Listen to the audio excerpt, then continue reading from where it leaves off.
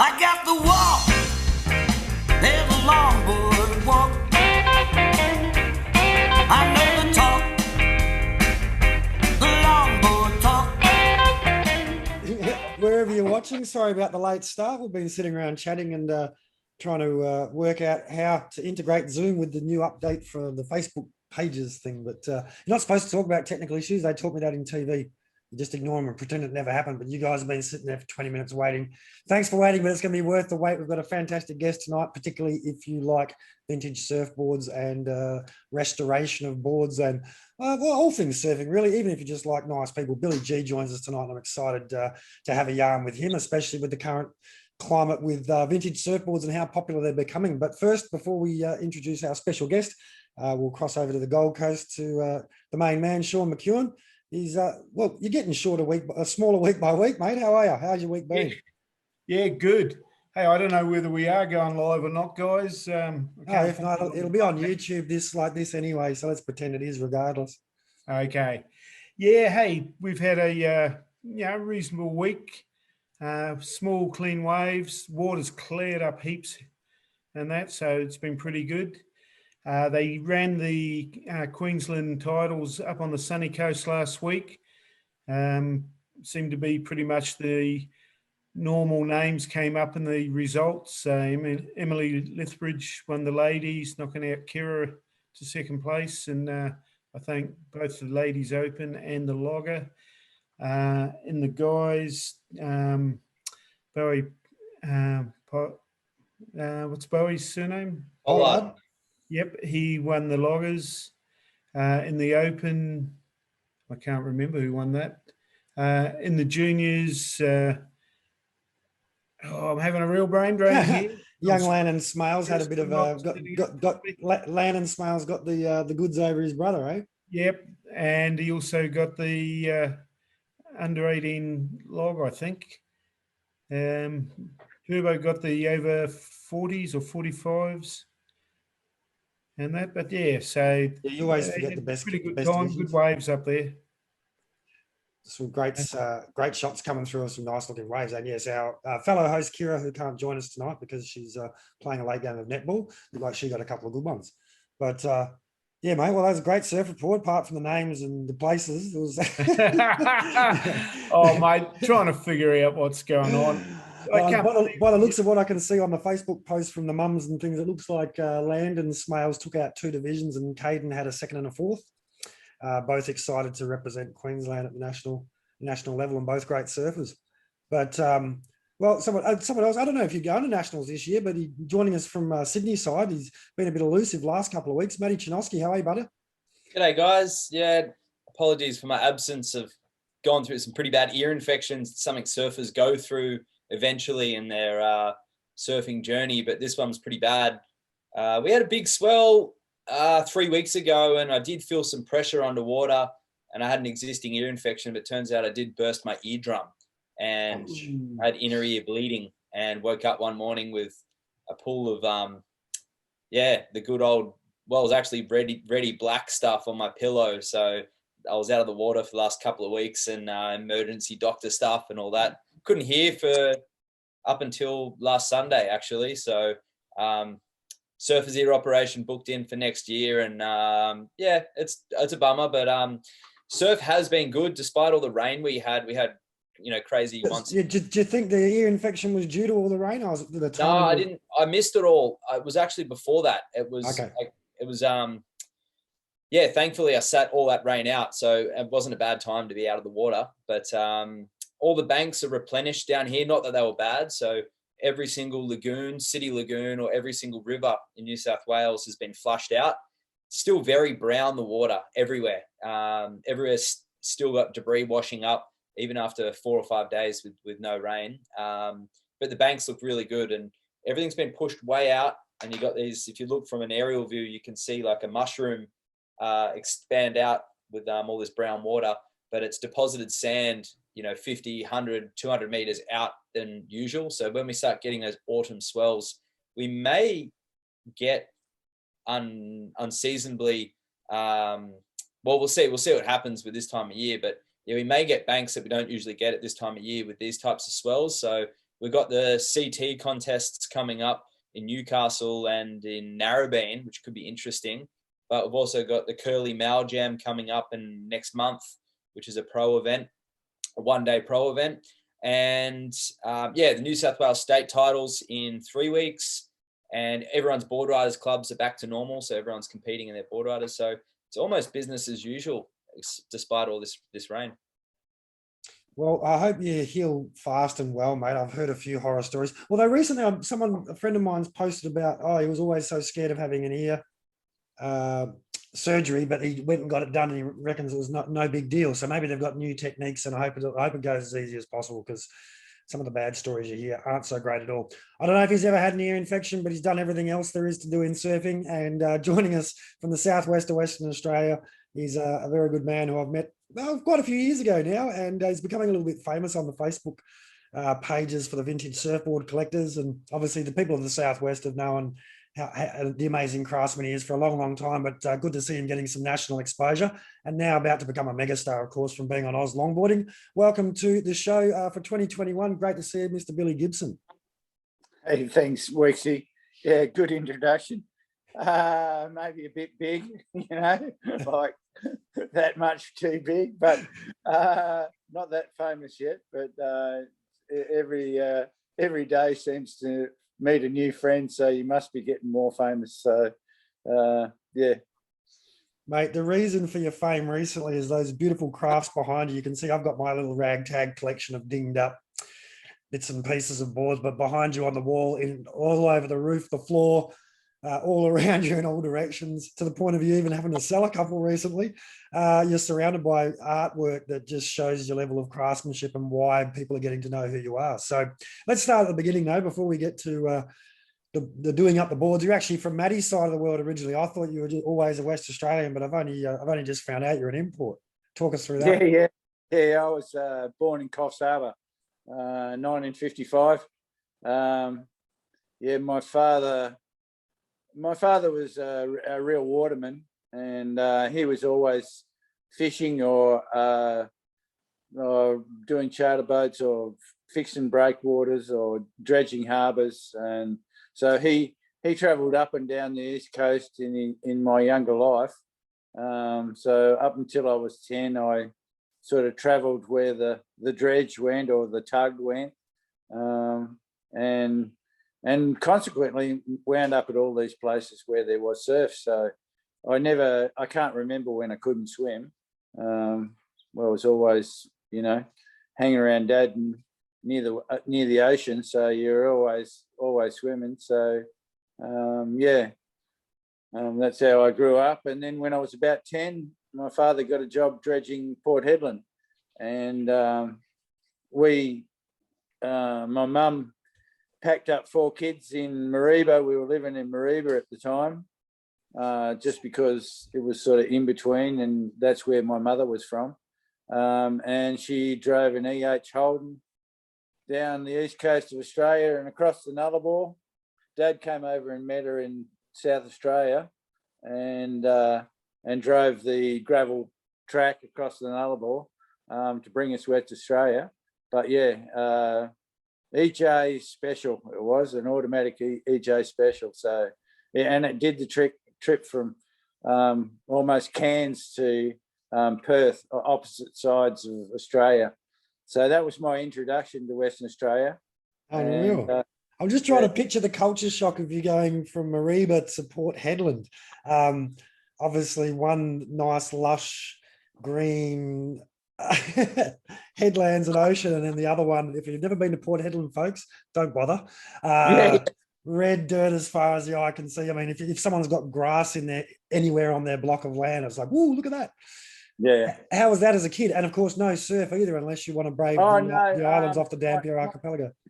My dad was working in Port Hedland, and he'd get one trip a year to Perth, and he'd negotiated a trip to meet my mother in Adelaide so they could drive the car over, and I moved straight into Scarborough.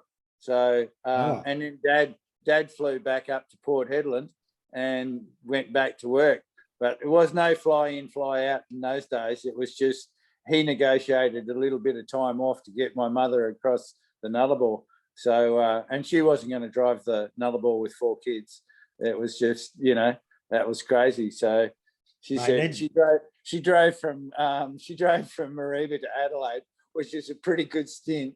And then my dad came and drove the rest away across the Nullarbor, and we wound up in Scarborough, little housing commission house on the cusp of Scarborough and City Beach. So yeah, it's the Ritz these days, but it was the scum of the earth down the bottom there, half a K from the ocean, and so yeah, it was a good spot to grow up. You would have seen some changes in that part of the world, certainly, but over those years. But I reckon we've got to get someone like your old man, get his story down so he can share it with the spoilt brats that work on the mines these days, mate. They do 8 days on, 6 days off, and they talk about it being hard. No. My old man flew. He was up in New Guinea for 3-4 months doing the Ley Harbour, and then we went to Gisborne. We went to New Zealand for 6 months in my early days, probably when I was about 8 or 9. So spent a little bit of time in Gisborne, and they were doing the harbour in Gisborne at the time. So and that was really interesting. I still remember my time in New Zealand as a kid. Yeah, it can go wrong in Gisborne. Yeah. I think you're a Kiwi, aren't you? Yeah, mate, that's He's a my Gizzy hometown. boy. Gizzy boy, there you go. Well, I went to T for our school, which was under Kaiti Hill. I think is that right? Yep. Yeah. So that's where Captain Cook first landed at Kaiti. Yeah. So there was a little school at the base. There's a little primary school there.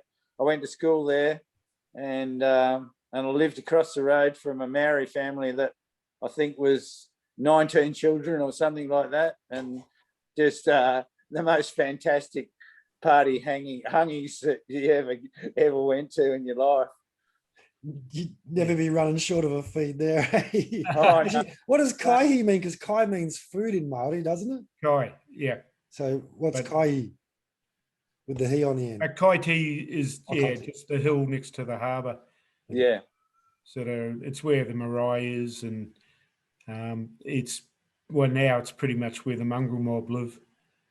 Well, there you go. You would have still been perfectly at home there. Then he's a bit of a mongrel, a bit of a bitzer. Hey, so backpedal then. So Mum's taking us surfing in City Beach and Scarborough. Yeah. Where were we at in this? Where were we at in the world of surfing historically, as far as boards are concerned? Look, I was about 5 streets back from the beach, 6 streets back from the beach. If people know Scarborough, it's the southern end of Scarborough, near Ventnor Beach. That's where I could wander over the hill, and it'd take me 20 minutes for me to wander up the hill and over the hill with a Coolite under my arm, and get to the beach. And the first couple of years, that's all I wanted to do was ride a Coolite, and there was enough action in the backwash, if not in the waves that were coming towards you, to enthuse me. But after a little while, it was all getting, actually, I was getting too much frigging rash. It was wearing my knees and the ankles to pieces, and I had rash on my guts, and I was just sick of it. So Billy, you're allowed to say nipples on this show, mate. You're right. Yeah, the nipples disappeared. Just like and I was saying to somebody the other day, I still got scars on my knees and my frigging ankles from ulcers that came up from wearing bloody holes in my knees and ankles from kneeling those frigging things, Someone on one of the vintage surfboard collectors sites, someone posted one up the other day just to get expressions of interest, and someone said, I'll chuck out $500, but you got to pay me because I feel like that'll undo all the pain that I felt when I was a kid. Might not restore the skin or the scabs, but it'll give me some peace of mind. Yeah. They're a weapon of mass destruction. But really, so many people learnt to surf on those things. today it's the boogie board. You know, they progress from the boogie board to the foamy, which is not dissimilar. They've got a smooth bottom and all of those things, and you definitely don't get the rash that you used to. But it's a learning craft. Yeah, they don't have 2-inch thick fins these days either, right? No, that's right. I'd ridden various crafts before then. I can remember my earliest memory of surfing a wave was on a wooden plywood board in Maroochydore when I was a kid, you know, when we were living up there. So I've always sort of tried to ride whatever was around, you know, an Escalade or freaking whatever, you know. Looking at the wall behind you, you've got quite a collection. How many boards do you reckon you've got, and what sort of years are you spanning as far as the boards you've got around you at the moment? Okay, I've my earliest board's a Brian Jackson, and I'll see if I can just lift that up, and I don't know whether you can see him, but that one lying on the ground there in the front there. I see a Fairlane back there as well. Yeah. I knew you'd be onto the car, Matty. That's the best shot I can get of the Brian Jackson. Yeah. But it's a 3-stringer, wooden nose block, wooden tail block, and it's probably 1962, and I got it.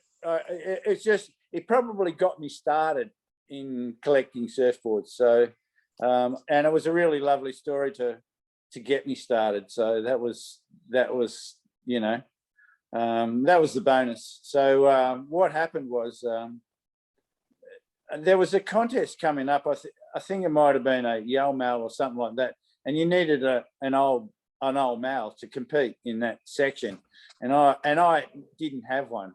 So I rang up the local radio station, ABC radio station, and there was a lady by the name of Verity James, which I'm sure Weeksy will remember. And Verity James ran a swap meet thing in the afternoons on ABC radio, regional radio.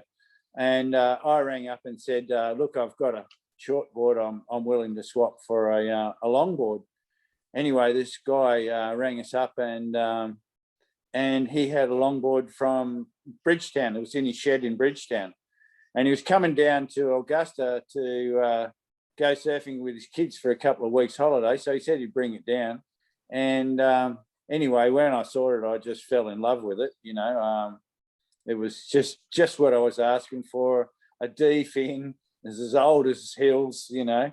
So I wound up giving him 2 old boards because he had 2 kids, you know, and he was so stoked, and I was so stoked as well. But it was just a really good story to start my journey on collecting surfboards. What year was that roughly? It was early 90s. Probably I'd still had a few boards of my own that I've collected. And I've just chucked them in the shed when when the use by date, you know. So you sort of chuck them in the shed, and they pile up. And I hadn't done anything with them. But when I got the Mal, I started to think, I should take care of these, you know, because they are an important piece of history. And I started to realise that there wasn't a lot of people that were doing that, you know. So and that started me on the journey. And I had one of my questions for you today was with your collection, are most of them that you've got now boards that you consider good riders, ones that you do take out all the time, or is there nostalgic value away from that? Oh, look, there's some good riders and there's some terrible riders, but I must admit I have a passion for stringerless boards from about 66 through to about 1970. There was so much transition happening in shaping in those years that I suppose the challenge is to try and ride these boards and try and figure out what the hell was in their head time, you know. I mean, you try and ride a V bottom with big thick back in it, hardly any foil in the board. It's just, you know, like thin towards the nose and thick towards the tail, and you try and figure out what were they. It makes it's because you're surfing downhill then if it's thick at Yeah, the back. yeah. I mean, And I know people that can ride them really, really well. Jack Nedlin, you know, which you guys would all know, he can ride some relics.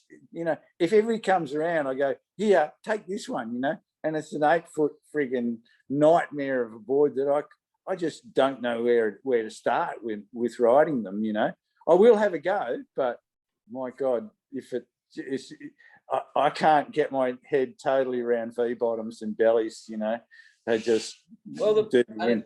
And unless that is a very interesting point you raised about the transition, similar to myself, because I have dozens of boards in that era as well, and a lot of people post up questions about their transitional boards, but unless it really was one of the key brands like a Farrelly or a Keo with occasionally a Shane, maybe, all the others were just copying, and they would copy a general outline, and their thickness distribution was horrible. But when you look at those key boards and you look at exactly what you said, you try and get into the head, and it begins to make sense when you look at videos like the Hot Generation and you see that transition before your eyes. You can go, wow, you put it into perspective and you go, this was only 6 months after everyone was on 9.6s, and this board would have allowed you to go from, you know, A to B so quickly, and the waves and the mentality of surfing that would open up. You know, even the fin design as well. That's something in that era that is often overlooked. But if you went away to the mines and you worked for a year or two and you came back, or went to Vietnam and come back, and everything's just turned on its head completely. Guys who are, I guess, on the northern beaches at least, guys who were the best shapers, the best surfers, had pretty much given it all away, and you know, within 18 months, gone from making lots and lots of money as surfing was a business to almost not even surfing overnight, because it was so not in vogue to ride D-fins or to ride, you know, classy triple stringers. All of a sudden it was this stringerless, you know, power surfing mentality. And obviously all those boards in the background came in the several years after that as well. Oh yeah. Billy's a power surfer, that's why he rips. I don't think so. But look, I collect everything. You know, there's some crazy boards. I've got. I don't know whether you can see up on the wall in the corner there.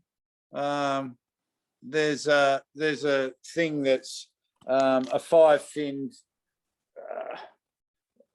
the oddest board that you could ever see in your whole life, and yet nobody wanted it, so it wound up with me, and it's been ridden probably twice. And you go, well, somebody had a good go, an experiment, you know. There's innovation, and surfing. That's what surfing's about, is innovation. There's so many. We've discovered so many different little things. You were saying about some of those ugly boards in the early days. On the East Coast, we you were mentioning Farrellys and things like that. On the West Coast, we've had people like Lenny Gibbon and the Hawke brothers and the Cordingleys, who have been. There was no internet, so their communication was through word of mouth, and maybe the occasional surfer rocking up in the back with a combi and having this board from the East Coast, and a few people seeing it but not really studying it, and the next minute, bang, out comes a Bonza, or out comes a shape that is kind of a copy, but totally unique. Original. Yeah. Unique, you know. I'll ask both of you, because obviously Matty as a historian and Billy, because you were kind of almost, well, you were there at that stage. Obviously not quite so early as others. I'm trying to be delicate, mate. You know, I love you. It's almost as if you can grab a board from that period, and you know the type of waves that existed at the place the board was made. Is that a fair comment to make? Because a couple of my older boards, it's like you get on it and it's just like, wow, this is designed for down the line, going straight, little barrely wave. This is a Green Mountain board, or, you know, this is design. It just feels like you could almost tell what the nature of the local surf break was like based on the design of the board. Do you think that's a generalized thing, that boards have become more versatile and less focused on one particular type of wave, or is it just overall just the progression as fluid dynamics was understood better? I suppose as far as the dynamics of the surfboard, I think people they thought similarly. You know, so people in America, same in Australia, same in Western Australia. They were all on the same page, and yet there wasn't that great communication between them. It was either by letter or it was, you know, and there were good people travelling, and you know, we've got people like Tommy Hoy who came to Western Australia really early in the piece and is generally credited with bringing a twin fin to Australia in the early days. I'm not sure if that's so, but he was definitely one of the early people to bring twin fins to Australia. So, you know, and he's wound up in Western Australia these days. So, and still shaping the odd surfboard and doing a few things. Yeah. I reckon, Weeksy, that I guess surfing was grouped into two different camps. You had, you know, hot dogging surfboards, which is what the majority of people were attracted to, you know, small summer surf. It was the fun part. And then you had the big wave guys who were like another kettle of fish, where they were the rare exception. And really back then it was just the watermen, and in the 60s at least, it was just the watermen and the shapers, who were often the same people who were making those bigger wave boards. But as far as progression goes, it's funny, Australian power surfing in that early era was based on East Coast point breaks. And you could tell with those boards, because they, you know, let's say yelling up a Margaret River would be a fantastic warm-up for Hawaii. But where they were test driving those boards were places like Longreef Bommy, which was like I guess our version of what you might get over in West Oz, but it's nothing like Sunset, but it's got elements to it. But that's where they'd test the power. And if the board didn't spin out, they'd go, all right, cool, we've got a keeper. But obviously, as the story goes, they took those boards over to Hawaii and it was another kettle of fish. But when it got manageable in that sort of overhead to double overhead range, the boards went like crazy. The V-bottoms went to Honolulu Bay, and all of a sudden everyone's on pintails, little pocket rockets, and mini guns. And so that's where the Hawaiian influence came into it. And you're right, surfboard design was tailored to the types of surfing and waves of your environment. Yeah, at the end of the day, you are who you become, who you surround yourself with, and it's no different with the surfboard evolution. And North Narrabeen was a hotbed of performance surfing for 25 years, as with the Northern Beaches, because it bred this power surfing mentality, and it was ingrained in the industry. And the boards were good, the surfers were good, the waves were decent, and you have those areas nestled around the world. And before the internet, you had this, I guess, trickling of information from magazines and maybe little newspaper articles, and it was really important, like people bringing a new board in. There was a question the other day someone brought up about hatchet fins in Australia, and very rare, like the square longboard fins. Yeah. Very rare in Australia, and there's about 4 or 5 people, exclusively 4 or 5 shapers, who did it, and it was a clear copy of a Dewey Weber. So someone had seen Surfer Mag or brought over a board and gone, sweet, we'll template it. But they don't work in our waves, because the East Coast and the West Coast, they're round, they're hollow. You need a fin that, bends and twists and contorts to our waves, not a square hatchet fin that just goes and pivots, for small little longboard waves. But great question, Weeksy. I think surfboard evolution is influenced directly from your location and the type of waves that you surf. I was thinking back in those days, in that transitional period, then the shaper would be making boards for the guy at the local point break, or the guys, the girls, whoever, like his market would have been probably 10 kilometers in each direction. I mean, that's probably obviously variations within that, and as they pick up a name. But obviously Backyard Shaper starts off talking to his local mates at the local break. They're all, if everyone's going, oh, getting barrel's the best thing to do in surfing, the local shaper's going to make boards that are good for getting barreled. You know what I mean? It's sort of, it's almost like the trend drives the design at the same time. But anyway, let's get away from that. I want to, we talk about power surfing, Matty. You want to see some photos of Billy Gibson surfing? Yeah. Listen, just on that thing, we get a little bit on from transition, and we get I remember a story when Terry Fitzgerald came here for the titles. I think in '73, and he bought it was Sammy Hawke and Reno Oliveira, and they were riding really drawn one flyer swallowtails. And for us in Western Australia, the first place we saw them was, we had one of those mega friggin' storms, and Farm turned on at like 8 feet. It was as big as it holds, which if you know this place, it's a grinding right-hander that is not it's not common in Western Australia, and it happens maybe 3 times a year, you know. So this wave came up, these guys went out, and they had so much speed on these boards, you know, like people were just watching and they were just going, wow, what is it? What is it? I've got a West Coast over behind me here that is from that 73, 74 period that just mimicked what they brought, you know. It came around just because we had Hawaiian surfers here. We had Terry Fitzgerald here. They couldn't have been here for more than a week, you know, and people would just iron off what they have. They go, oh, I've just got to have a go at that, you know. And did we have the little brother syndrome over here back then, Billy? Like, because, you know, like people like Matt just think if it didn't happen on the northern beaches of Sydney, it didn't happen at all. But in Southwest WA in particular, like isolated from the world, and I'm just trying to put myself in that time. Like, did the other guys, did someone come from somewhere, like you say, Reno Abalera, he rocks up and he's got a weird hairstyle and a weird clothes and a weird board, and it's like, whoa. It wasn't weird. There wasn't nothing weird. The big thing that watching them surfing was that they were going at a speed that we hadn't seen before. You know, this was the introduction of pintails.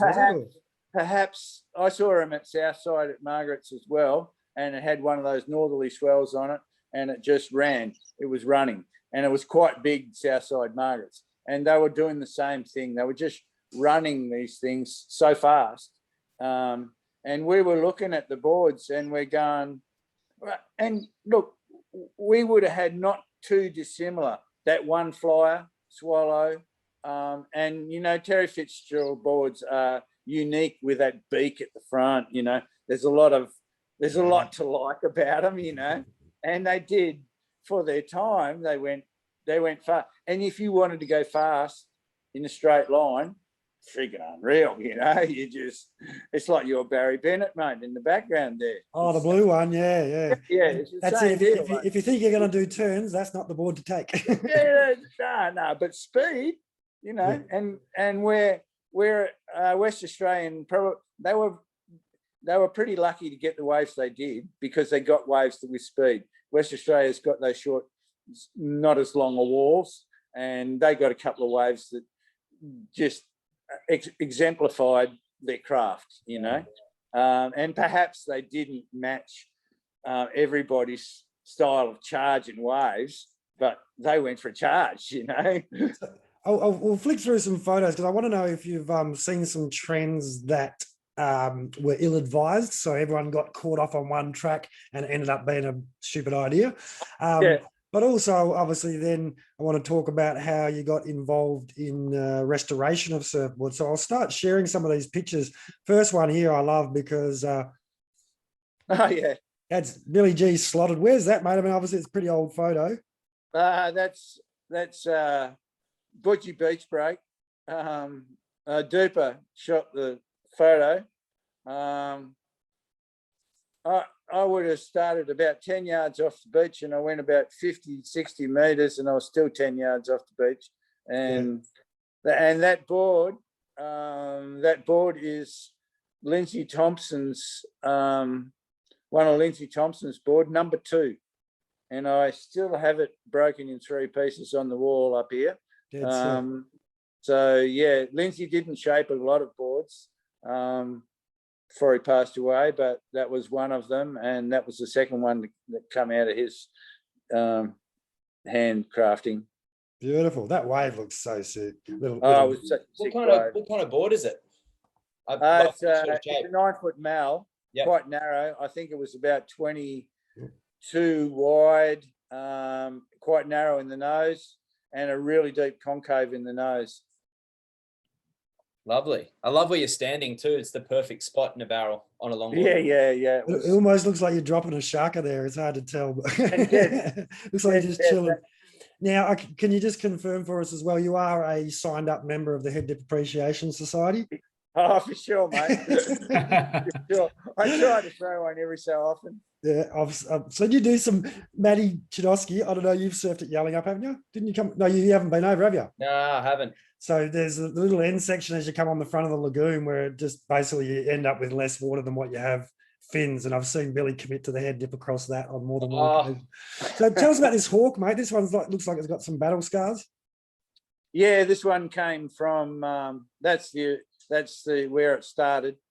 This one came from Tony Harrison down in Albany. He bought me 5 hawks. This was probably the oldest of them. It's probably about 65, 64. And yeah, in pretty terrible condition. Yeah, so I've delaminated half of the bottom.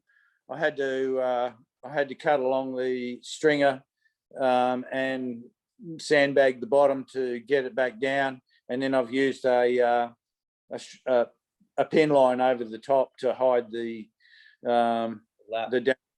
And Sure. I've also put a pin line on the deck just to take your eye off all of the brown, you know. Looks terrific with the gloss as well. Looks great. Yeah, they'll come up really good. Yeah. And this is another hawk. This thing's got a Yeah. tail on it, hasn't it? Yeah, this is a Kenyan carpet. This one's probably about this is in the transition period, so it's about 1970. The board was delaminated on both sides and too hard. The tail was rooted. It's got a little twist in it.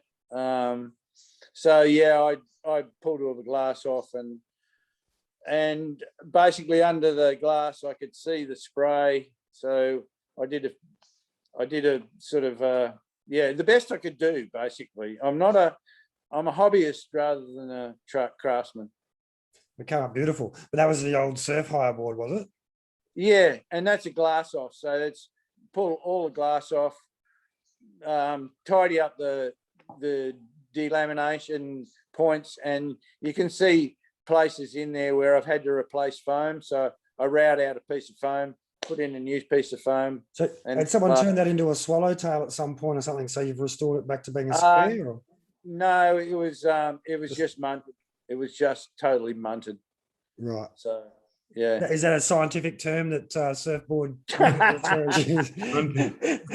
Yeah. So, and look, I just want to bring this photo up for Matty's benefit because he'll be frothing on your on the Falcon there. Yeah.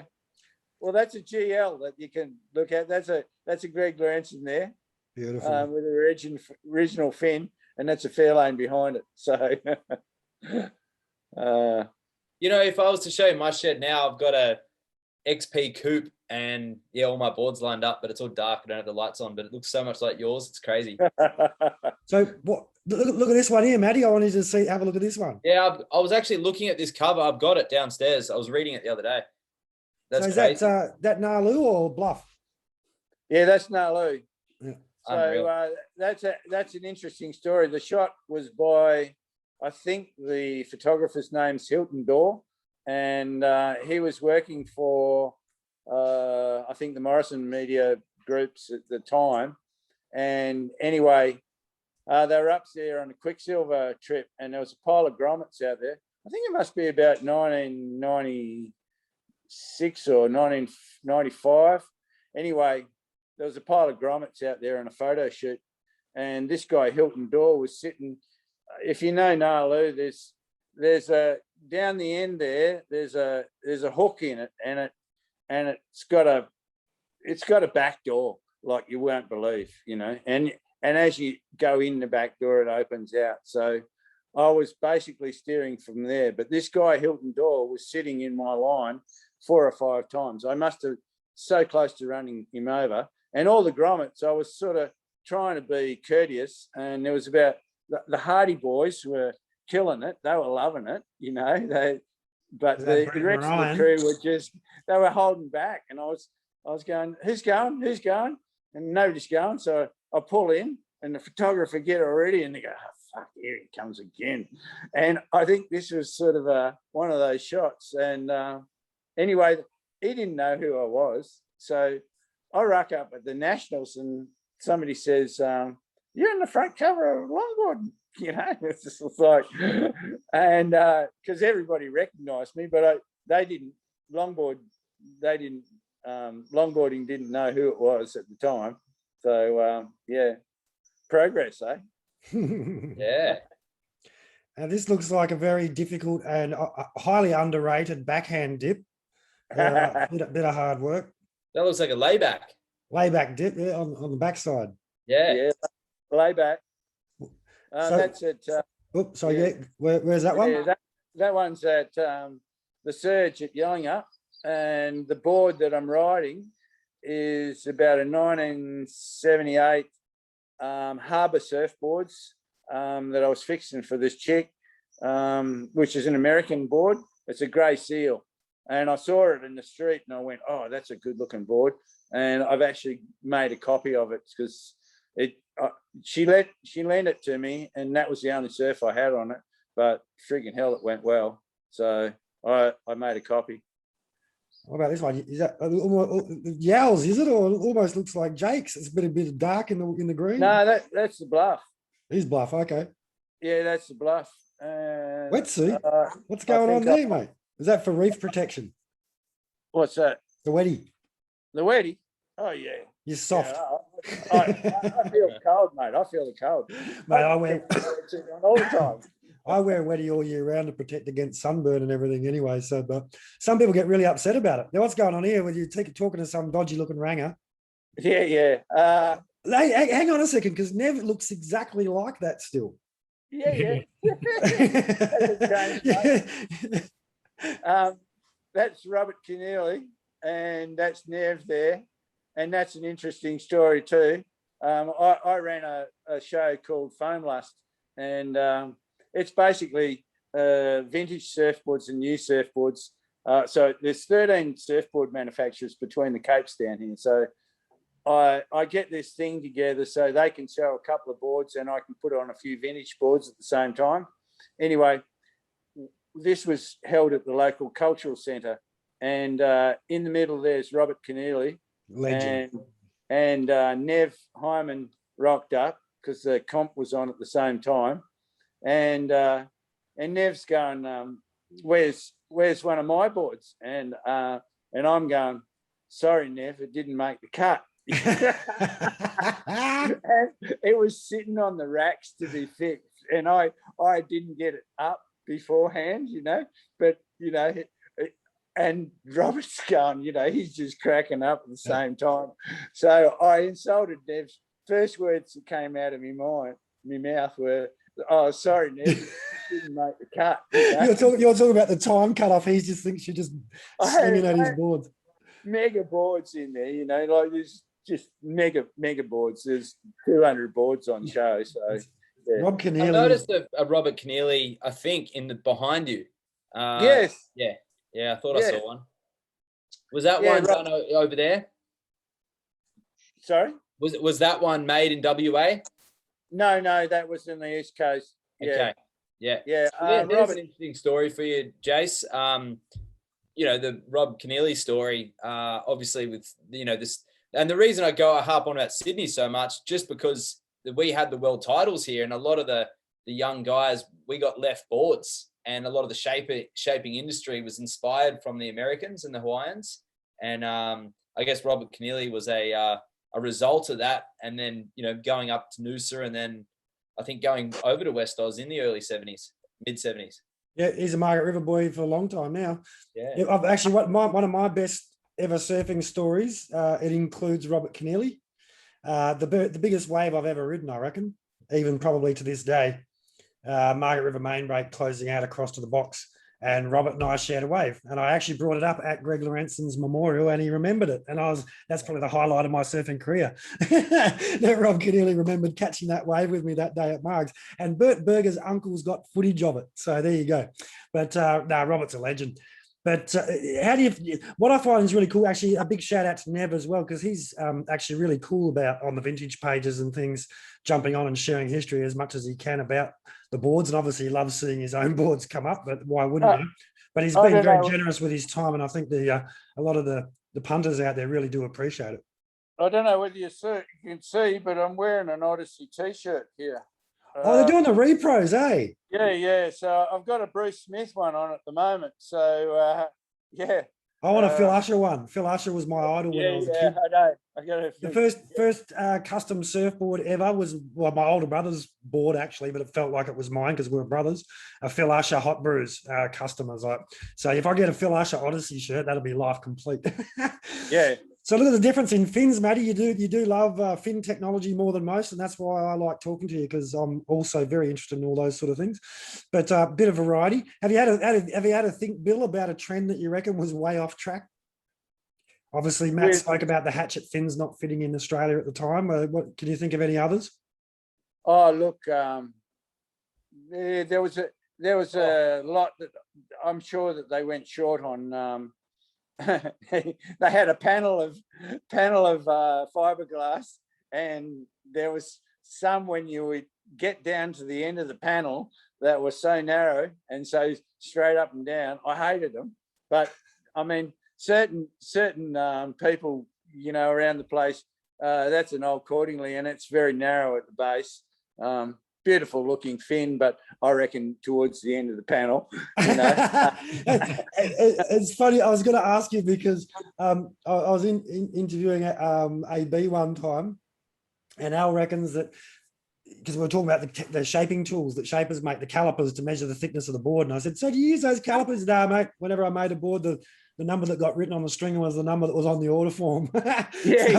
Regardless. So I reckon there'd probably be a few outrageous fin designs where actually, like you say, a mistake that was corrected, or the end of the panel, so it had to be more upright. It makes you wonder how many actually really beneficial transitions happen on the basis of a mistake. A hot mix melted through some foam, so you ended up with a thinner blank, and that went good, whatever. Oh, look, Tony Hardy, he rode boards with very upright, straight, very narrow base fins, and you couldn't fault his surfing.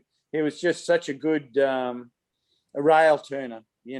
So and that was due to that straight up and down fin and very narrow base. He wasn't using it as a pivot point. He was using his rail to turn. So it's a different concept in what the fin and the rail, the relationship. This red thing looks fast, mate. Yeah. This is a glass off resto. That's a Murray Smith. Is that same one there? Is that? No, that's another one of mine. Okay. This red one. This red one came from the tip. So yeah, I used it as a surfboard sign for a few years, and then I looked at it and I thought it was brown. This is basically where it started, Wow. So you strip it back. Yeah. And how many hours do you put into your that's your the board usually? Oh, that's this one. That's the board, yeah. That's where it started. Wow. And then how many hours would you have put into that one? I probably would have put 10 hours into restoring the blank. So that's just to go from that to that. Yeah, to something that I could glass. You'll see a big brown section down the back there. I had to route a pile of crap out of there so that I could put new foam blocks in there. And did that have a plug in there from the factory? Was Murray ahead of his time, or was that pretty Yeah, standard? there was a plug in it. It was an old plug. I did put it back. I'm not sure. I'm not sure whether it would have been a plug originally or not. It was a 1974 board. It almost reminds me of the drain plugs I used to have in the toothpicks. It might be. Yeah, it had a tapered side on the plug. It was a very early plug. Mm. So Is that, yeah. is that stringerless, or has it got a stringer? No, that Looks like that expanding foam you put in a wall that's cavity. expander foam. That is expander foam. Wow. I had to And then dig now all it looks, that. and now it looks like this.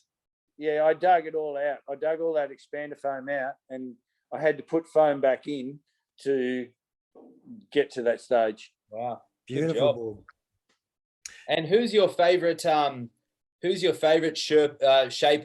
/ surfing label? I have about 8 or 10 Greg Lorentzens, and they're very, very, very collectible. And I don't think Greg made a bad board. You know, he made thousands of boards. We talk about the East Coast shapers, and Greg would be in that same lot of boards, just a lot of boards. Rusty, it was just shaping Santoshes and himself and Cordingley's, and oh god, you just go through so many different. He had a good pedigree of brands that he worked with. Yeah, Star. Well, he actually helped to bring Rusty to Australia, didn't he? Yeah, he did. Well, Santosha did, you know. He Yeah. was one of the first shapers there. So this is, what's the word? I mean, that looks pretty That's the toasty Hawk. at that stage. That's the Hawk. That's the red, the orange Hawk Orange that you one. had up Oh, before. Wow. really? Yeah. And then you did the spray on. Wow, Yeah. incredible. Yeah. Well done. Wow, that's wow. That's just kind of like, I thought you were just giving it a bit of a tidy up, but that's like No, it's trying to show you the process. Yeah. Like there's probably 10, 15 hours in restoring the blank, you know, to try and get it to a handleable. And I do lose some foam, but you know, I try to keep it to a minimum. So this Wow. triple stringer here, do you have problems with warpage much, or like with the older boards? or This triple string that's another glass off. That's a Tom Hoy surfboard, is that a Mercer? That's a bit hard to read. 1974. Is that a Mercer next to it? Yeah, that's a Mercer next to it. I got that still on the rack there. They've both been finished now. Give us a look. Oh, so that's the triple Yeah, stringer finished yeah. up. That's the one finished up. That nose looks like the nose of my boards when I was a kid. Mate, Everything had a masking tape resin nose. That's his weapon. This thing here, while I was flicking through your photos earlier on before we come on the show, I want one of these. All That right. looks super fun, that quad. Yeah, I made that for a mate of mine down Augusta. That's a 5'8" by 22.5 wide. So It's unreal, mate. she's he liked the Kelvinator type thing. Mm. And so yeah, I actually took that off an old Odyssey kneeboard, the template, because I didn't have anything, you know. Yeah. So yeah. Mate, I Yeah, want one. That put me on the. So long as you got a layaway plan, has it all And hand? I love the fins. I love the fins. They Is that come up hand under- foil fins? There's like old. Yeah, school those. yeah. Made up a couple of panels. I reckon, just judging by the colours, I reckon Dane Pioli would put an offer in on that one as well. But that's the 6 fin board in the background there. What's the gig with that one? That's a Glen Winton surfboard. Mr. X. I scored it off Dunny. He was selling a few, so I grabbed a couple, you know. Are you drooling And- that? Looking in that background? Yeah, Look at those! absolutely. Look at those Fire. delicious fish tails up the top there. There's a name you probably remember. Yeah, absolutely. Scotty Dillon. Yeah. That looks like a Yeah, quite a that's- small little thing. That's a knee board, pretty rare jobby. That's a pretty nice story too. I had a stolen board in my collection a couple of years ago, and I returned it. I was going over to the Nationals, and I took the board with me and returned it to the guy who had it stolen out of his garage when he was about 10 or 12 or something. And so it's 40 years, and he recognised he recognised the board from a post at the WA Surf Gallery, and then he showed me a couple of photographs of him sitting next to it with it as a kid. So I knew it was his. And That's terrific. And so anyway, I returned it to him. I returned the board to him, and he didn't have to give me anything, but he brought this Scotty Dillon down, and he said, "Oh, do you want to, you want to have this? It's not really what I collect, So, and another, it's just a wonderful gesture, and that's in my collection now, and probably as rare as rocking or shit as well. So he gave me a gem, he just gave me a gem. Yeah. And what's this one here? Is that Pete Townend? That's a Pete Townend. That belongs to Adsy up at Yellingup. He brought it to me, and it had a hideous twist in it. I took about 2.5 inches of twist out of that board, and it came up pretty good. I was pretty pleased with it. So it's on the wall at his place now. So hand shaped, does that say? Yeah, handshake by Peter I Townend. always found this really fascinating, how there was a lot of labels in the 70s specifically that said hand shaped. And I'm like, what other option were you going to have? No, seriously, it's really bizarre. And I commented on a Nat Young that said hand shaped by Nat Young. And I mean, obviously you would expect a Nat Young that's labeled Nat Young and signed by Nat Young to be made by Nat Young. But it was a decal. It said handshake. No, exactly. No, yeah. But that's what it was because of Ghost Shapers and stuff. But it's just funny. You see a lot that's of that. so interesting though, because if I was like a forensic detective or something and it said hand shaped by, I'd be like, that clearly wasn't made in the 60s. That Robert Keneally, you were talking about Robert before. Robert shaped very few surfboards. And that's from Robert's mouth, Yeah. I know him well, so he's told me, he says, everybody just assumes that I shape surfboards. I didn't really. I worked for GNS, and I sold a lot of boards for them, and my design was taken up. And I must say, as far as design goes, if you talk to Robert, he is just a design guru. If you look at his rails today compared to rails that he had on boards in the 70s, they're nearly exactly the same.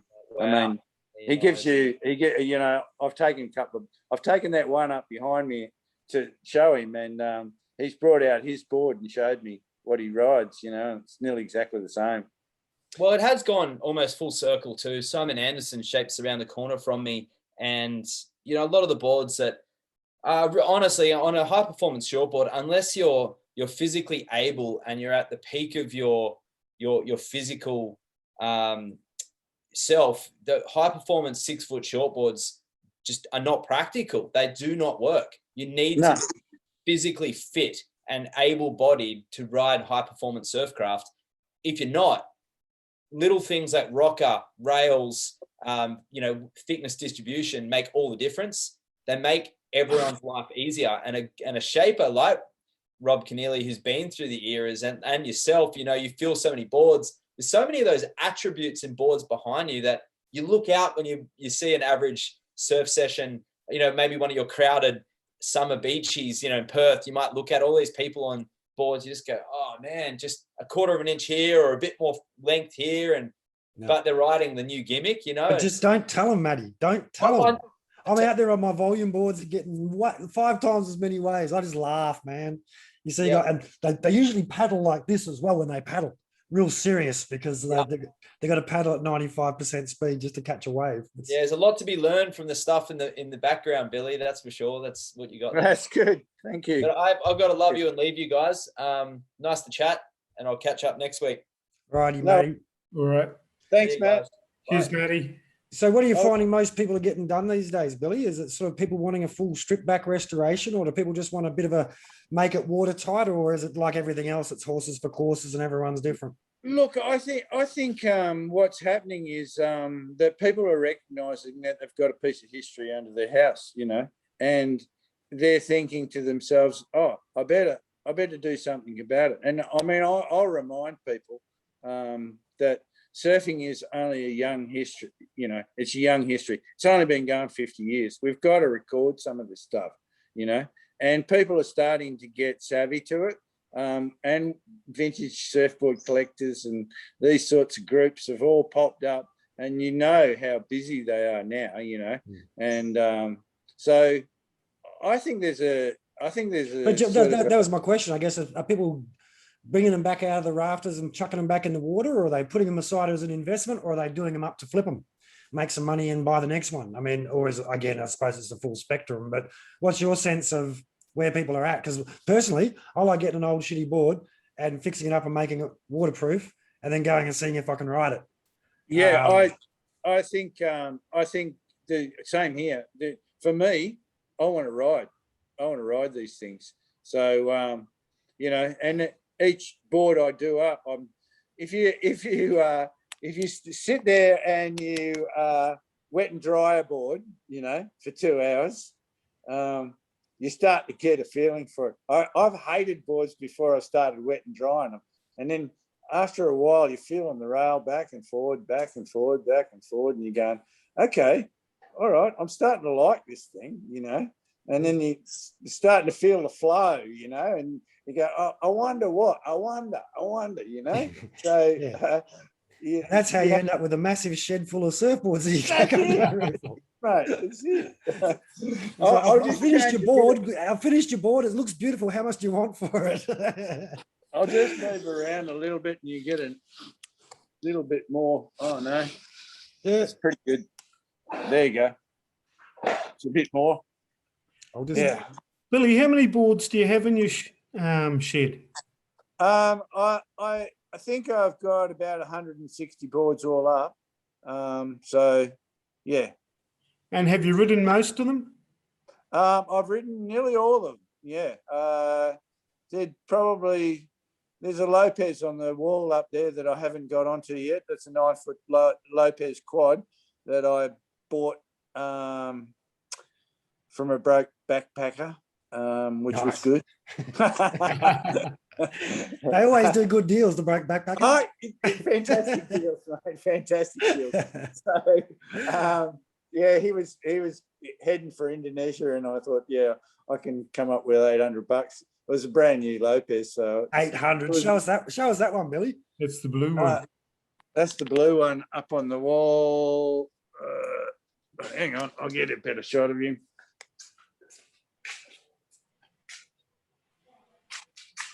Oh, nice. And that's the thing. When you see a board, sometimes your eye tricks you, but I reckon, like you say, once you put it under your arm and you feel that shape, you know, don't you? Oh, that's just a stunning pintail. That thing, it's just insane, you know. You can just see, look at it, that's just going to lock into a nice big wave and push you down the line. I can't get my head around the quad thing, and I want to cut a box in it, but everybody tells me I'm sinning. It's just for going straight on big open ocean waves, though, wouldn't it? You know, like top and bottom turns, going fast. Yeah. Looks There's a like few more. fast. That one there, that spray there is pretty interesting on the bottom of that board. And you'll see is that album cover sprayed on there, or is that? No, the album cover, I've put it up there because the board that came off a Yes album, the artwork. Mickey Marlin picked it up and he says, oh, that's off the Yes album, you know. So one of my mates had a Yes album, so I stuck it up there and but it's a crazy looking piece of artwork in it, eh? That's sick. And the pintail is 7'6" by 20 inches wide.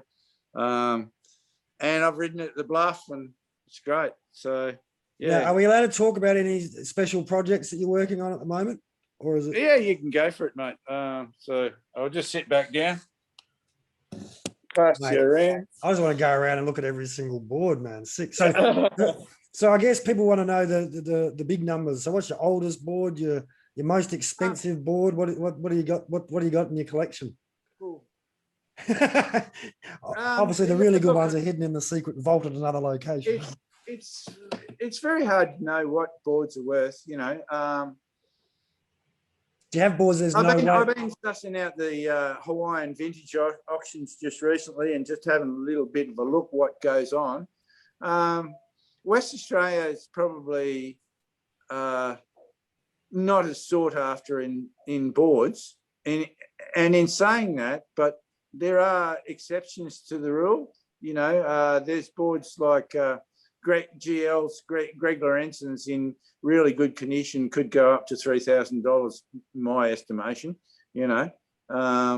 So there are special sort of people, you know, that demand prices. And look, in the same way as Scotty Dillon passed away in the last couple of years, so it's obviously made an influence on how much his boards have, because people realise that he's not around to do it anymore, you know. So what don't you have?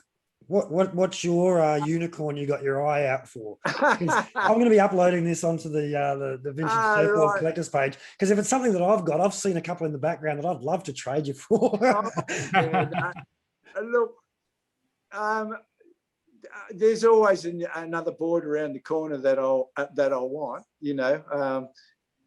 There's got to be something. There's got to be something like there's like, you know, like, oh, I wouldn't mind that board, or you know. Yeah, I don't know what I haven't got. You just don't want everyone to know what you really, really want, because you know they'll overcharge you. There's a Barry Canapino out there. There's a brewer up there. There's a few things like that I am influenced by the Hawaiian boards.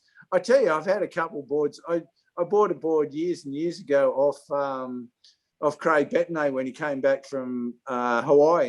It was about 77, 78, and it was a parish. And I don't know where it went, you know, it disappeared, but I'd love to have that back, you know. It just, you know, it would be frigging hell. It'd be in those auctions that you see in America. You know, it's just. I thought I was buying one of Tom Curran's Black Beauty boards off a guy in Margaret River one time. All right. Remember that Black Beauty that he rode to the river mouth? Yeah. And I was like, yeah, I will pay good money for that, just because it was a memory. Like I was there. It was a huge thing to have happen. And that board, I mean, it rode at Bell's as well. It was just such a beautiful looking board. They had that beautiful chine on the bottom on the rail, and it was this rock all the way around the edge of the board. So it was just like wouldn't catch a yeah, rail. it just, you know, you said it. I went, that's the unique thing about that board, you know. So like that, I'm always looking for that thing where, you know, you see something new in a board, and or you see something old in a board that could be rehashed into a new board. So yeah, I know that you do, like you say, you're doing, you take some measurements and stuff, and you can make some copies of the old boards sort of thing, which I think is fantastic, because it's making, especially when it's something that's iconic value inherent in the board, that particular board. So you can make something that works the same without risking that valuable piece of surf history. So are you engaging with like 3D printers or 3D scanners and that sort of thing, or is it all just manually taking measurements, or how do you go from the original board to a copy of it? You can do 3D scans, but I prefer to measure the shit out of it. You get to learn so much from measuring boards. You'll know that I just recently came across a GL template, and the template had so much information written on it about the finer points, 5/16 here, taken a little bit out of the width, made the board thinner, you know, and it's got all these little notes coming down the side, which are all really valuable information. But with vintage boards, there's a couple of guys that drive machines that, you know, that drive shaping machines, right? That are exceptional at what they do. and Albine's got to be one of the best, you know. So, and he's a good mate. He won't do it for everybody. I don't think he'll do it for too many. And it takes a few beers and, you know, twist of the arm for him to measure up one of mine. But I've got a few shapes that I've run past Al and got them on the record, so that if I want to do a copy, I did a copy of a Michael Peterson surfboard that had a horrible twist in it, basically unrideable, and I tried to take the twist out, wasn't very successful. Had to return the board. It was a Good Time number 37, 6.6 semi-pin, and with the hardest rails you've ever seen. I've taken it up to Al. We've measured the shit out of it. He's knocked out 4 of those now for me at different stages.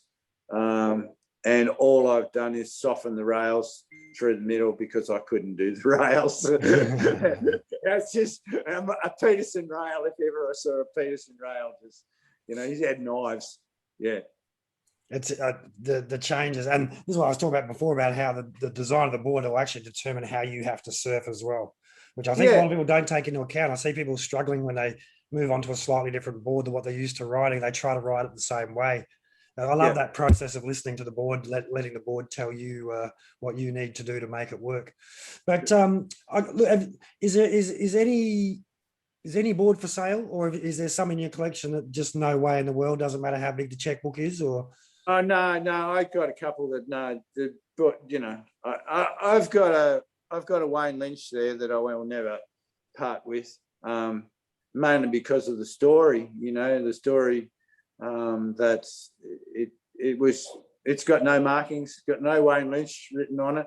It's just got not only marking on one pencil mark, Max, and that was the original owner, and he got it off Wayne when he was working at Rip Curl, sanding, and he glassed it, he put the fin on, and it's just a beautiful pintail and special board. He gave it away to Phil Hogg, who was the caretaker at the Bluff for a long time. And Phil took it home with him to New South Wales when he left for New South Wales. And about 5 or 6 years ago, he returned and brought the board back and gave it back to the original owner, Andrew. And Andrew said, I won't ride it, you can have it. So I just wound up with it. And you didn't argue? I gave him a boat. I had an old aluminium boat. I felt guilty, mate. It was just like, you're giving me a 1979 Wayne Lynch in mint condition, you know, and it's a rider. It's my favourite board, you know. I don't ride it every day, but I have it there and I put it under my arm and I go, yes, today's the day I'm going to ride that board. Sounds like that might be one of those ones that needs to get a copy made, mate. Yeah. But I wouldn't even attempt to copy that one, you know. It's some are meant to be copied, and because this one's in too good a nick, you know. And there's a special story that you can't duplicate, isn't it? You know. No, you can't duplicate it, and I can still ride that board. If it got to the stage where that was disintegrating too much, hang it on the wall, make a copy. But until that stage, ride the old one because it's the best. You know, mate, you're going to stir up some flames of controversy, I can tell. And I know it's one of those things where there's some people are right at one end and some people are right at the other. I'm in the middle with you, mate. I think it's horses for courses. As I said, that board there, which I got off me, mate, it's all been spray painted blue. I really want to see what's underneath it. There's another board, that old Solo I was telling you about from Ballina. Yeah, the Blue Canoe.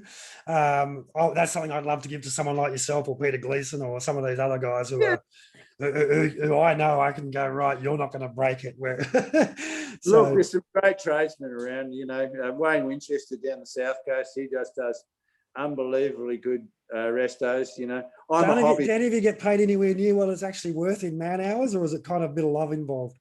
Man, there's got to be a lot of love involved in it, you know. Like, you can't charge people for reglassing a board, and they go, I take the glass off, right? That's a little bit of time in that. Then repair the blank, and there's a lot of time in that, you know. But you know, because if you're going to hand shape a board, it's going to take you 3-4 hours, you know. If you're going to fix a blank, take you 10 hours, and then you still got to reshape the board. You still haven't started, yeah. Yeah. And do you find your customers or the people who are coming to you asking for this sort of stuff, are they starting to understand that now? And or are they coming to you pre-educated, knowing that it costs money, or do they go, oh, come on, it's just a snap, that should be $50?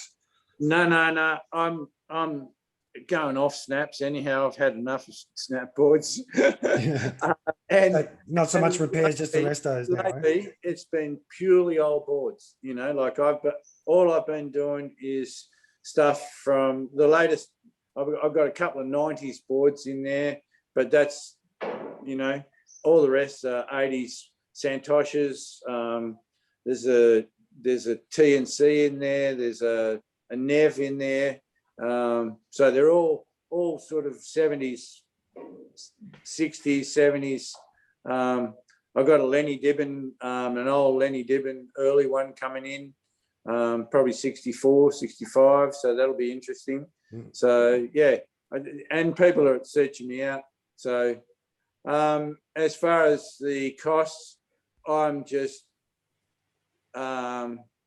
if I can work it out on the spot, I'll give them a quote. But if I can't work it out, I tell them I'm $50 an hour and go from there. You know, it's you know, because some boards are, you get the delaminations on the bottom, and you just don't know how long it's going to, whether it's all going to go back down in one piece or whether it's going to take you 4 goes at it to get it down, you know. So no, I was wondering about that because I've done my own surf repairs and stuff since I was a kid, but I've only made one board, and that's that Mini Simmons I was telling you about. I made that one, and the conclusion I came to after that process was, oh my God, surfboard manufacturers don't make enough money.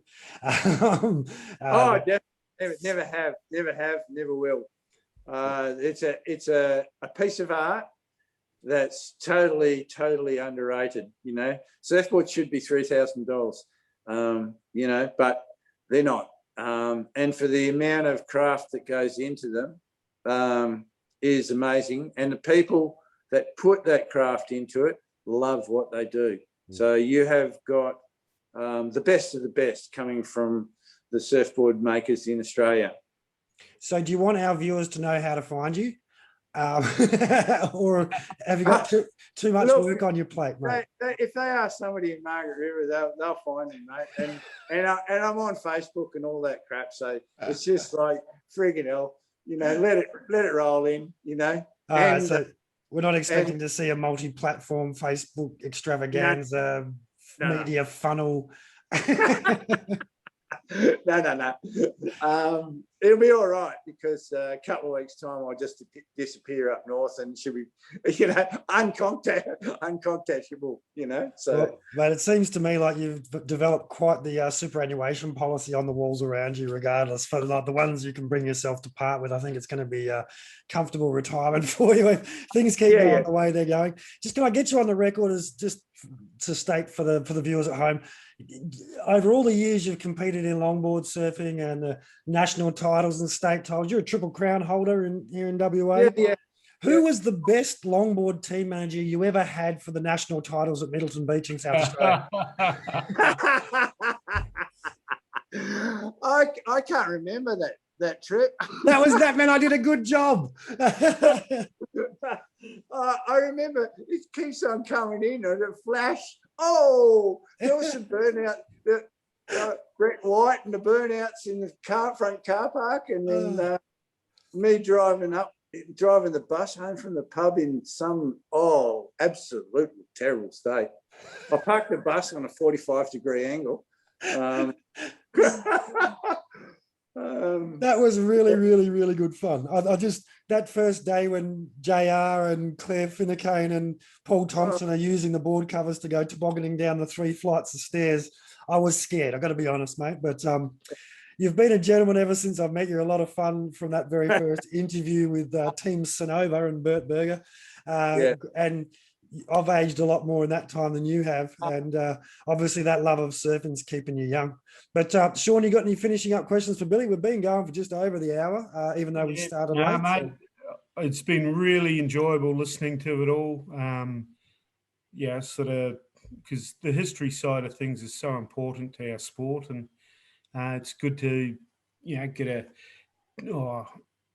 from where we are on the East Coast, someone different, and learning how much love and passion there still is all around Australia for the older boards and surfing in general.